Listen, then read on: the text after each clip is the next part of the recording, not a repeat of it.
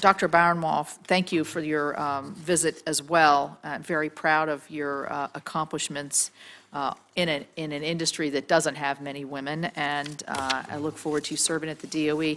I'd like to ask, we passed legislation in this committee, it was enacted in our omnibus, directing the DOE to support a moonshot R&D goals in the nuclear space. You've been in this space for quite some years. What does that mean to you, and what are some examples of the things? We talked about some of the innovations that we did with smaller and more advanced nuclear. Is that one of the considerations you would put forward? Yes, thank you for the question, Senator, and it was a pleasure to meet with you the other day. Yeah, so a lot of the work that we have done in the nuclear industry, one might consider a moonshot, a lofty type of goal to strive towards, and certainly the smaller reactors, also known as microreactors, that many companies are working on to develop, could be considered one of those.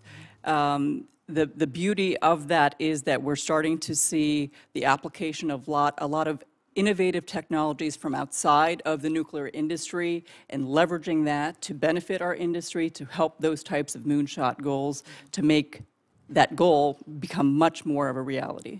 Well, part of our discussion was talking about the mining industry, and yes. You mentioned to me that some mining interests are sort of looking at some of these smaller reactors since mining in and of itself is so energy intensive, to use nuclear energy maybe as the power source to move forward. Could you talk about that a little bit? Absolutely. So at some meetings that I've been in over the past few months, have been speaking to folks that are in the mining industry, talking about how energy intensive that industry is, and talking about the application of these smaller reactors to help fuel, if you will, that industry, so that as mining equipment is moved around and operations are mobile, some of these reactors are certainly looking at that type of application and would lend themselves to that type of application. It sounds like an interesting and something worth looking into.